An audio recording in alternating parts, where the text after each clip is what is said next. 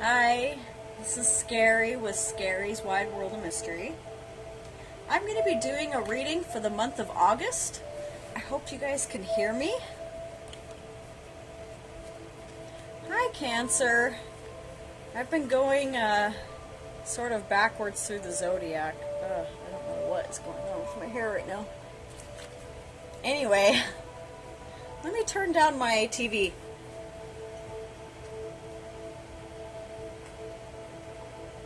Nope. Wrong button. There we go. Okay, sorry. I don't want that to be too distracting. So how have you been doing, Cancer?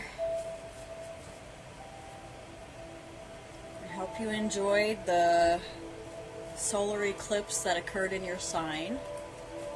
It was definitely intense, and hopefully you got a lot of healing and clarity from it. Sorry.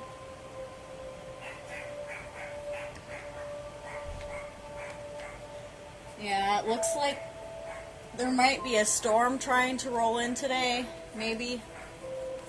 So I'm inside now. I generally like being outside, but it felt like fall outside today. I've got your reading.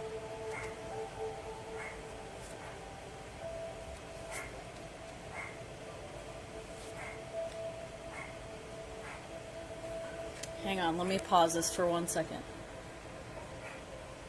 Oh. Okay, I did it. Yay! For your overall Cancer, I hope you can see this. Oh my goodness, the lighting is so terrible. I tried to turn on a lamp. Hang on, let me grab this candle. Maybe the candle light will help you guys see. Oh, now it's causing glare.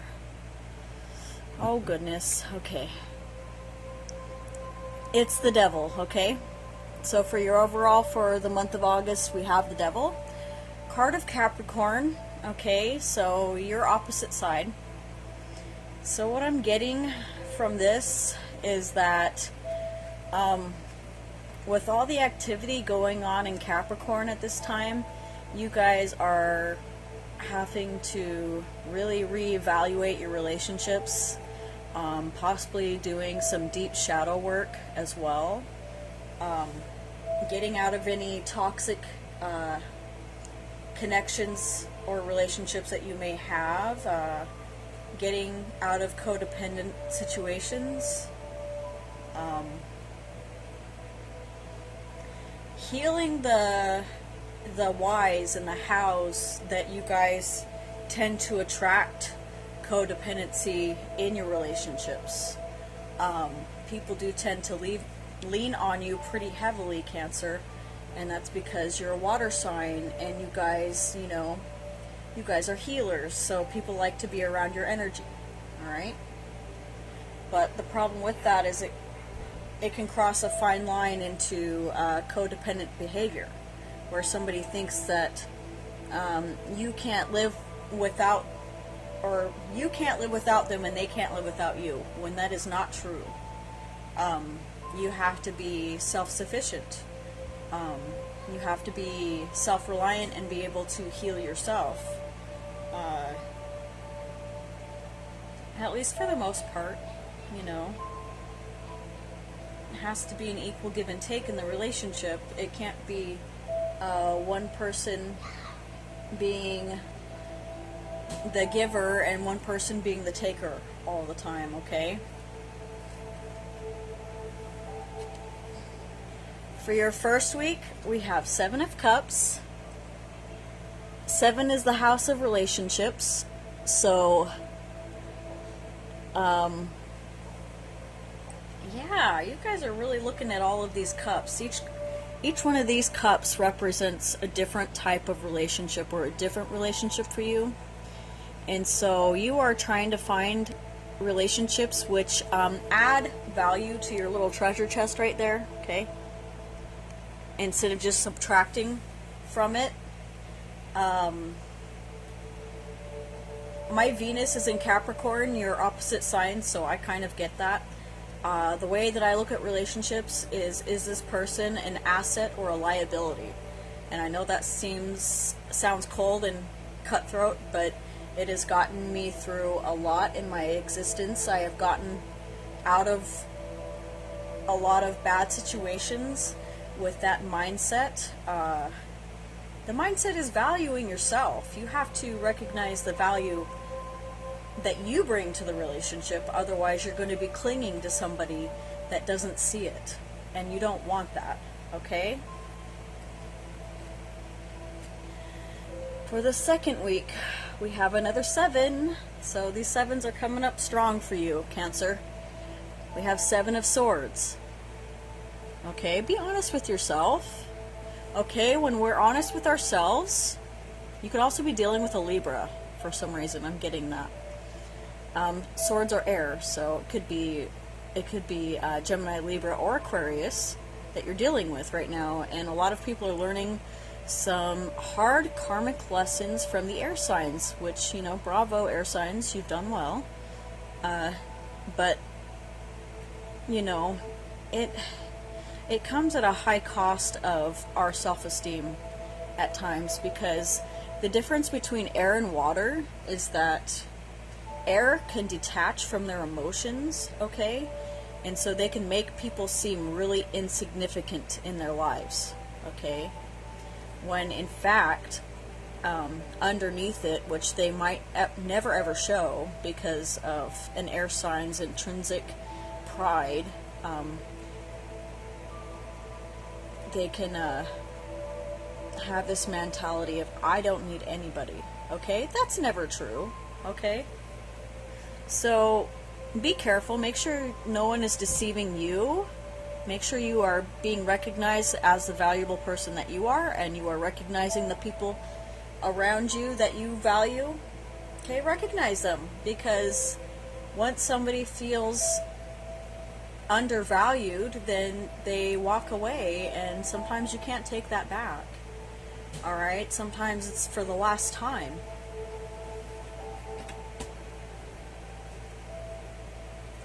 For the third week, we have 9 of Pentacles. Okay, so this lady is paying tribute, or paying her respects. Sorry, Mercury retrograde and Mars retrograde in my natal Mercury. Give me a break. I can't speak properly. Okay, so paying respects to something that has died in their life, okay? 9 is coming upon completion, okay? Needing to tie up loose ends, finishing projects,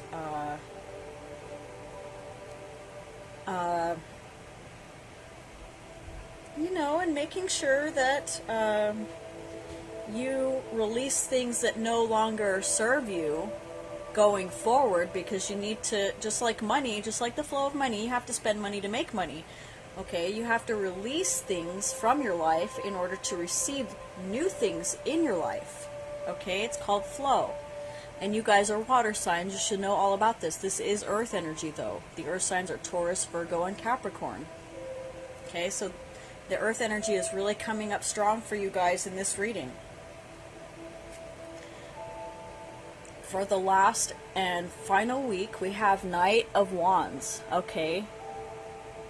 And I don't usually ascribe this meaning to the Knight of Wands. Possible fire sorry, let me collect it again. Possible fire sign influence. Leo, Aries, or Sagittarius, okay? But this may be irrelevant, or just because we are in Leo season at the moment. Conquering those self-esteem issues. See, look, we all have this inner snake that tells us lies about ourselves, okay? You're not good enough. You are not worthy. No one will love you, okay? That's not true, okay? That is never true. You guys can conquer that beast of anxiety. You guys can take on, instead of the I want to say, is it yin or yang? Whichever is the shadow energy of the yin yang. Okay, you guys can conquer that and gain the wisdom that this animal can represent. Okay, snakes are very wise creatures. They're very selective in who they spend their time with and who they give their energy to. Okay, if you've ever been around a live snake, you could feel the electricity. Like, it's palpable. When I get around a snake, I feel its electric imprint on my flesh for hours afterwards. Okay? And I get downloads from it too. Like, my Kundalini got awakened by holding a snake. Just by being around the snake energy, and that's what Kundalini energy is supposed to be. It's supposed to be a coiled snake that sits in the base of your spine and goes all the way up through your chakras. Alright? Yeah, in fact, that kind of looks like the... Where is it? Where is that? Oh, it kind of looks like that, that symbol. You know, the old medical symbol that has the wings, the sword, and the serpent coming up it. That's indicative of...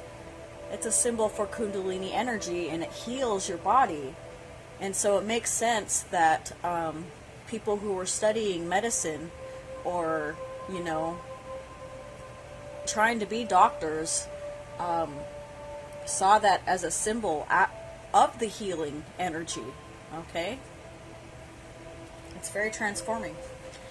Alright, I think you guys got the longest reading so far, so you guys must be loved.